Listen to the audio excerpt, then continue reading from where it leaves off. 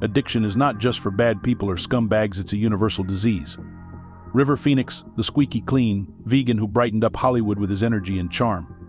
One of the youngest talents in Hollywood who won the Best Actor award at the Venice Film Festival and so much more. Stand By Me, 1986, and Running on Empty, 1988 are known to be some of his best works. But he wanted more than mere acting, so he started a band as well with his sister, a child prodigy who had his whole future in front of him. Who knows what this kid could have achieved if only he were alive? Unfortunately, his life was cut short by drug abuse, which started as research. While this may sound absurd, stick along to the end of this video to find out the truth about River Phoenix. At 49, River Phoenix's brother Joaquin Phoenix finally reveals the truth about his death. 1. Childhood. River Jude Bottom, later River Phoenix, was born on August 23, 1970 in Madras, Oregon. His parents, John Lee Bottom and Arlen Dunetz, were free-spirited idealists who joined a cult group known as the Children of God. While River was young at the time, he was the oldest son in a rather unconventional family. The family traveled for years under the reason that God asked them to. Due to this, River was never able to receive a formal education, unlike other kids. They mostly traveled across South and Central America. Not sure about God, but it was mostly River, who provided for his family right from the start. He often performed music on the streets from the age of 5. His brother and sister also helped, but after a while it became too much for the family and they had to find refuge somewhere else. They also got to witness some of the cult group's activity, which was traumatizing for kids as young as 5. There was a following of free love, where couples often exchanged partners engaging in all sorts of romantic activities in front of the children. Young adults were often encouraged to make love on the same bed as their parents. Kids as young as 4 years of age were asked to engage in sexual activities. However, there is no public account of whether River engaged in such practices or not. As disturbing as this sounds, it was a thing that his parents were a part of. While he did not receive formal education, his parents always supported and appreciated his engagement in art, which was music and acting. He showcased a supreme talent for both from a young age itself. Finally, they were living in Florida, and it was then that they changed their name to Phoenix in order to symbolize a new beginning. He was first noticed by Bill Richard, who was casting for his movie A Night in the Life of Jimmy Reardon. When he was told that he would meet a boy named River Phoenix, the name caught his attention as to how different it was from the other names. Bill recognized him immediately upon first glance and had a hunch that River would be a big star. Stand By Me did the job for River in making him everyone's favorite. Directors appreciated the enthusiasm with which he engaged in his work, and everyone wanted to be around him. His role in My Own Private Idaho won him the Best Actor award at the Venice Film Festival. This really set him off as an A-list actor in Hollywood. He wowed everyone through his stage presence, acting, and charm. 2. Love for music. Apart from being the most famous actor in Hollywood and earning a fortune enough to support his family, River Phoenix showed a deep interest in music. While this has been highlighted through several stages throughout his career, the one with the relation to drugs has been the most significant one that is emphasized. It is because he used to be under so much pressure that music used to be his escape at one point in time. He could go on at his guitar playing, singing along, and making new music and lyrics for hours together. There are multiple instances where people have noticed this musical talent of his and his passion as well. Bill Reichert, a director and one of River's friends, was one of those who saw a passion for music more than acting in the kid. He recalls multiple accounts of going into River's room, where he found music books, notes for new tunes and lyrics, and in the midst of all that was River, glued to his guitar. The time that he was not acting or participating in any of his Hollywood activities, he was engrossed in music. It was like an escape for him, which he wished to convert into a full-time thing. When he was 17 years old, the family moved to Gainesville, a town in Florida that was renowned for its music. The family was settled out of town, and they decided to invite someone who would go ahead to be one of River's biggest supporters. They brought in Dirk Drake. Dirk recalls his first account of meeting the teenager who was strumming in his garage and was more than excited to show Dirk the engineering that went behind it. This was yet another instance where the importance of music in River's life was underscored. Following this dream of his, River came up with Aleka's Attic, which was a band that consisted of his sister as well. He converted the garage into a full-time studio and practiced his music there, including writing lyrics as well. At one point in time, River had the idea that he did not want to be associated with acting only, and wanted people to recognize him as a serious music personality as well. The sad part for River was that whenever he used to perform a gig at any place, the posters outside that club would say River Phoenix the Superstar or some other association with Hollywood. Yes, movies were the primary thing for River, which dominated most of his teen years primarily because that was the way he sustained himself and his family. But his music was something which he wanted to have a separate identity of itself. 3. Research turned into addiction. One of the most important elements of acting is considered to be research. It totally depends on what you are shooting for, what the film is based on, how your character looks and feels, and ultimately, whether will it resonate with the audience or not. Before signing up for My Own Private Idaho, all of the scripts that he was supposed to work on were approved by his mother and agents to maintain the River Phoenix image intact. However, River at one point was not satisfied any longer from doing such roles and wanted to step into something more dark or rather adult. This script came in the form of a perfect opportunity for River, as in this film he played Mike Waters, who was a heroin-addicted rent boy. While he was in Portland, Oregon shooting for the film, he spent a massive amount of time roaming the streets, interacting with dealers and kids who went through the character situation he was supposed to play. He was really into researching his characters and worked relentlessly for every role, taking care of every minute detail to bring out the best in him.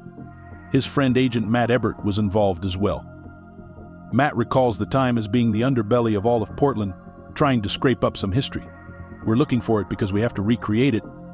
It was fascinating for both of them to discover what those kids went through. It was a no-brainer that River had been exposed to drugs and alcohol before. He had consumed a substantial amount of cocaine, however, it was somewhat in moderation. But with each party and the more he consumed it, the restraints diminished, and soon he found it hard to draw a line before becoming an addict and finding himself on the side of misery. It was only cocaine at the start, but then it moved to Xanax, Valium, Vicodin, Percodone, and Percocet as well. Soon there was no foundation on the number of pills he was consuming, the stuff he was consuming, and the liquid poison he was drinking. However, one clear thing was that it was no longer research and it had become a full-fledged addiction where he needed serious help. While he made attempts to get rid of the addiction for good, he often found himself being tempted, which was mostly a result of the surroundings he was in. When your family depends on you, and there are multiple pressures from the industry to get the work done right at such a young age, one often staves off the right path. Similar happened with River, when even the slightest amount of tension, stress, or anxiety pushed him towards drugs and alcohol. The same is considered to be the reason for his demise. Music was one of his greatest loves, but it was in one of the clubs that happened to be at capacity at the time he was also there and did not let him on the stage. This triggered him to an extent that he had to relax and could not think of anything better than drugs. We will get into the details of this incident further in this video. 4. The final project. When you are the breadwinner for your family and supporting more than 5 people's lifestyle, no one from your own family will ask you to stop working and take a break. However, this was not the case with River Phoenix. His father, John, moved to a farm in Costa Rica and was far away from River, who resided in Florida at the time. This was alarming for many of River's close associates, as they knew his father by reputation, and he was not the one interested in flying to that part of the world. Everyone knew that he only did it for his son because he was concerned that engaging in another project might take River away from him permanently. His father said, "Give it a break. I would hope that you will get back to the garden. Don't do any films at the moment, and I would love you to come back to the farm and be a part of the family again." It was evident from his words that he did not want his son to the film again. Before being approached by George Sluizer for the filming of Dark Blood in 1993, River had a lot of off and on periods with drugs. While there were times that he went clean and did not take any sort of narcotics, this period was often compensated by binging episodes, where his body started demanding more drugs than ever to induce the same effect. While drugs may make a person feel high on life, it is these same substances that will one day end at life eventually. When it comes to drugs, there is no such thing as taking it in moderation. The body, after a time, tends to get used to the effects that these substances have on the physical and mental aspects of a person. To get that same effect means to consume even more drugs, which leads to internal organ damage and an untimely death in a dreadful situation. Before the filming began for Dark Blood, the director George was well aware of River's reputation for consuming drugs and passing out occasionally to the point where he was not fit enough to perform on stage. However, River agreed to work on the project despite his father's concerns about him engaging in the project. One of the primary reasons for doing the film was the involvement of Judy Davis, who was an influential figure for River Phoenix and he was excited to work in an opposite role with her. For the first 6 weeks, the shooting took place in the Utah desert, which was miles away from LA and the modern comfort. While in the Utah desert, the shooting went on without any disturbances. It was during those weeks that River was clean from any substance. The director felt that while he was busy with the overall aspects of shooting, he did not spend enough time with River and just to check on him as to how he was doing. While a major chunk of the movie was completed filming, they had to come back to LA to shoot the interior shots in the studio. The film, which was supposed to be a massive hit, was not looking so hot. It is common within the industry that actors and other co-stars might have a problem with the director. However, the necessity of the hour is to understand each other and try to work together as a team to create a fascinating piece of art. While new actors/actresses can blend in, the experienced ones can prove to be difficult to work with. The same was the case with Judy Davis and the director of the film, George Sluzier. The tension between these two figures was visible on the set as well. In an interview with the Premier magazine, Davis said, "It's important to know what your strengths are. I absolutely believe in my intuition. I think that's a great asset to an actor. The weakness in my personality are impatience and sometimes intolerance, which came out with this guy, George. I was very quickly, utterly intolerant of him. I decided that he was dangerous and kept away from him. If this was not enough, River's addiction and sensitivity issues made it all the worse, while he had been clean when out in the desert. It was not the case back in LA. By that time, River used to hang out with Party Animal, while he, on the other hand, was serious about life and his work and wanted to pursue his passion. His company had many people who did not showcase similar qualities and could be considered as a red flag for River. It was during one of the shoot days when George and the rest of the crew noticed that River was under the influence of substances. This was probably the first and the last time that he came on set drugged. He was taking quite long breaks between takes and was not his usual self. Judy, on the other hand, escalated an already out-of-hand situation. They had to get a shot done right, which was to be shot in a romantic orientation between both the stars. On that day when the scene was supposed to be shot, it took the crew almost a day to set up because they had just been back from the desert. This got George time, which was enough to notice River, who was miserable after a night of going on a drug spree. George said, "She was very difficult to work with and we had a bad relationship. I was very irritated by the way she treated River by making it difficult for him to act. This was the only time I suffered with an actress. I have never had any problems with actors in my career ever before." River was sensitive, and he acted out at the slightest amount of inconvenience caused to him. At one point, River even requested George to delay the shot of all romantic scenes, as he was not feeling himself. Unfortunately, the shooting could not have been delayed any longer. After 3 final attempts, it was the 4th shot which was as per the standards of the director and resonated well with the context of the film. However, a normally looking River was nervous and on the edge, and he needed something to cool himself off. He was often the most comfortable around his family, which mainly were his brother Joaquin Phoenix, his sister Rain Phoenix, and his girlfriend at the same Samantha. To cool himself down, he went straight to the Viper Room on the Sunset Strip in Los Angeles.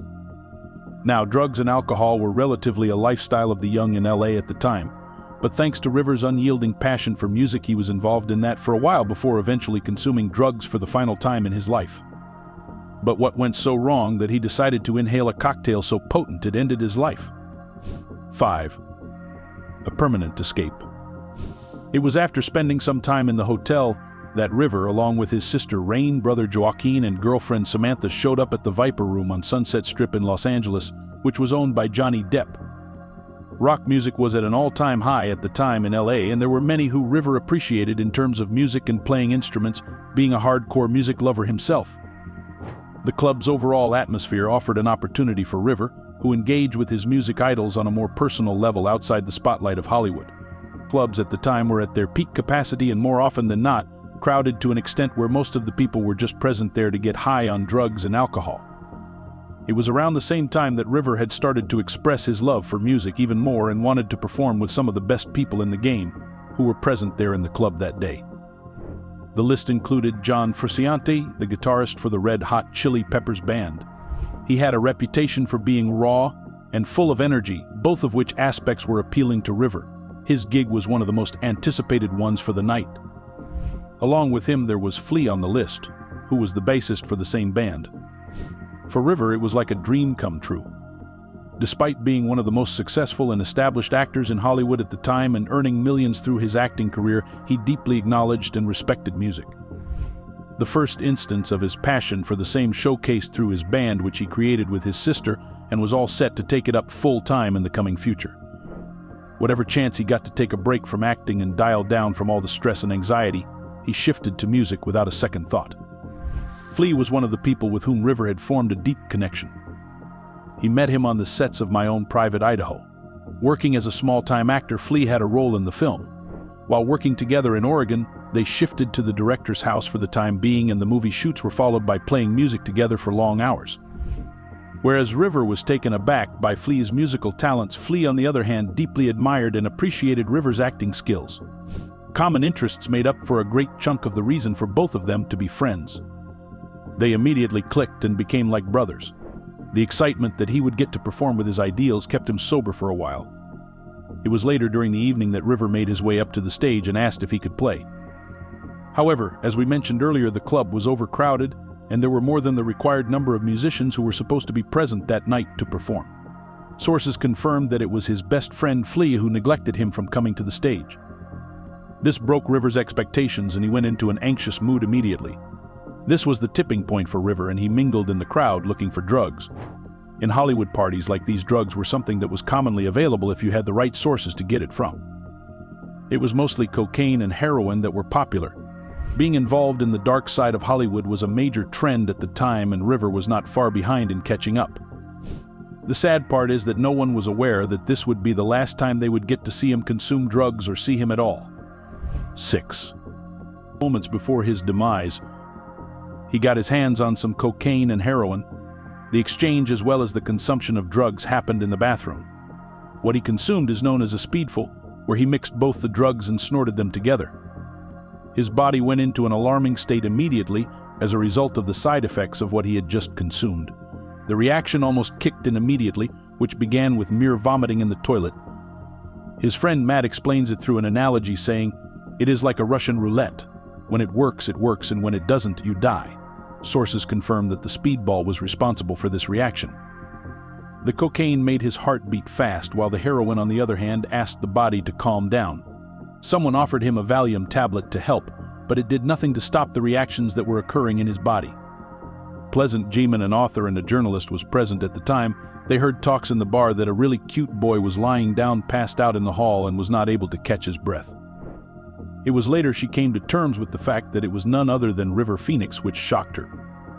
Matt said, "The human body is made up of flesh and bones, and there is only so much that it can take before giving up." Dirk Drake, a relatively important figure in the life of River, recalls trying to explain to River the negative effects drugs and alcohol could have on him. He said, "A lot of these people are not educated, and they're just reactionary, and they're just partying and living a glamorous life from one moment to the next, and if they're effing their lives up, it is not your responsibility, and you shouldn't enable that. And if they're effing your life up, then it's your responsibility to detach yourself." Along with River, this comment was pointed to the group as well, with whom he used to hang out a lot in LA. He stumbled out of the toilet and managed to somehow get himself to the table he was seated on, along with his girlfriend, brother, and sister.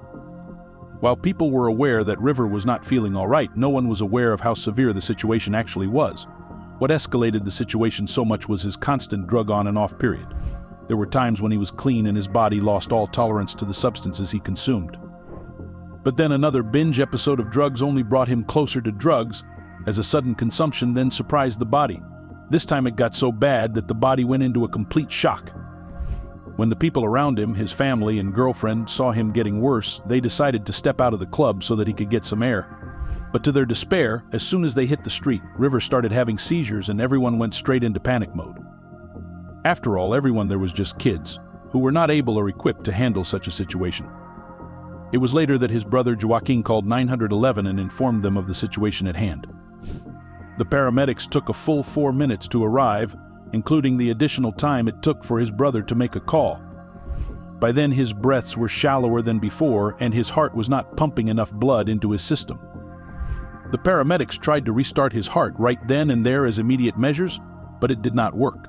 They pushed an IV and tried CPR, but everything was rendered useless. Vinny Scott, one of the paramedics, recalls arriving on the scene only to notice River lying down on the sidewalk, surrounded by friends and unresponsive to what was going around him. He even gave him some counter drugs, but even those could not do the trick. One of his best friends was informed of the incident, and he showed up on the scene soon. It was a shocker for him to see his friend like this, as he arrived at the same time when River was being taken to the nearest emergency medical center for treatment. Despite the best attempts of people and doctors to save him, it was too late, and River was announced dead on October 31, 1993 at 1:51 a.m. Later, the toxicologist Dan Anderson revealed that the amount of cocaine and heroin found in his bloodstream was allegedly 8 times more than what is considered lethal. He also revealed the fact that either of these drugs would be lethal on their own, but he took them both together, which caused such a severe reaction. Matt recalls giving his ashes to his mother, and for him, it was the most devastating moment in his life. Drake, on the other hand, felt offended when someone said that it was River's time to go. Drake defended his stand with the belief that River was someone who loved life and cherished it more than an average individual. He was a kid, and kids make mistakes. 7. Aftermath. While the public might have been hurt on the news of his death, it was his family who were traumatized the most, especially his brother Joaquin, who was left traumatized. While Joaquin chooses to keep most of his life private, there have often been discussions about River and how his death impacted him in front of the media. He recalls numerous instances where River motivated him to take acting seriously. Joaquin attributes his success to his brother, and it is because of him he showcased seriousness in pursuing the craft. He recalled a moment when River came home with a VHS copy of Raging Bull and insisted Joaquin watch it. After that, River told him, "You're going to be a more successful actor than I am." It was post-River's death that he pursued acting as an art rather than just a career choice to pay his bills. Most of it was to pay a tribute to his brother River, who had a deep-rooted passion for his craft. This was the story of River Phoenix and his battle with narcotics, which he unfortunately lost. However, his legacy continues to inspire many even today. For someone who saw many trials and tribulations as a child, coming out of all of that and making a name for himself at such a young age was an impressive feat he achieved. Unfortunately, wrong choices and a few missteps here and there resulted in the loss of River Phoenix, one of the most treasured gems of Hollywood. Which aspect of River's life shocked you the most? Does his story inspire you to follow your passion as well? Are you a fan of River Phoenix, or this was the first time you heard of him? Let us know your thoughts in the comments below. For more such content, do not forget to subscribe to our channel and drop a like to you while you are at it.